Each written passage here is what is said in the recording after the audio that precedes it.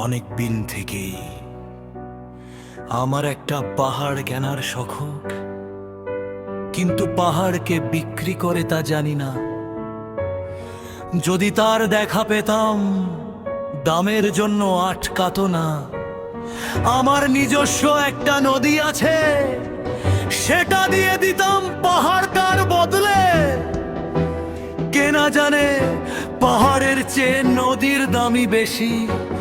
পাহাড় স্থানু, নদী বহমান, তবু আমি নদীর বদলে পাহাড়ও কিনতাম, কারণ আমি ঠকতে চাই। নদীটা অবশ্য আমি কিনেছিলাম একাদ্বীপের বদলে। ছেলেবেলায় আমার বেশ ছোট্ট খাট্ট ছিমছাম একটা দ্বীপ ছিল। সেখানে অসংখ্য প্রজাপতি, শৈশবে দ্বীপটি ছিল বড় প্রিয়। আমার যৌবনে দ্বীপটি আমার কাছে মাপে ছোট লাগলো।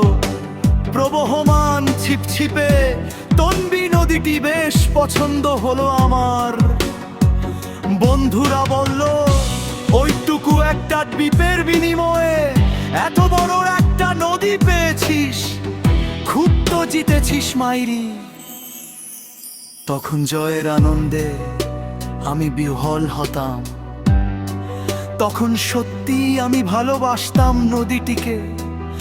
নদী আমার অনেক প্রশ্নের উত্তর দিত, যেমন বলতো আজ সন্ধেবেলা বৃষ্টি হবে কিনা। সে বলতো আজ এখানে দক্ষিণ গরম হাওয়া। শুধু একটা ছোট্ট দ্বীপে বৃষ্টি, সে কি প্রবল বৃষ্টি, যেন একটা উৎসব। আমি সেই দ্বীপে আর যেতে পারি না। সে জানতো, সবাই জানে, শৈশবে আর ফেরা যায় না। এখন আমি একটা পাহাড় কিনতে চাই, সেই পাহাড়ের পায়ের কাছে থাকবে গহন অরণ্য। আমি সেই অরণ্য পার হয়ে যাব, তারপর শুধু রুক্ষ কঠিন পাহাড়। একেবারে চূড়ায় মাথার খুব কাছে আকাশম, নিচে বিপুলা পৃথিবী, চরাচরে তীব্র নির্জনতা। আমার কণ্ঠস্বর সেখানে কেউ শুনতে পাবে না। আমি ঈশ্বর মানি না, তিনি আমার মাথার কাছে ঝুঁকে দাঁড়াবেন না।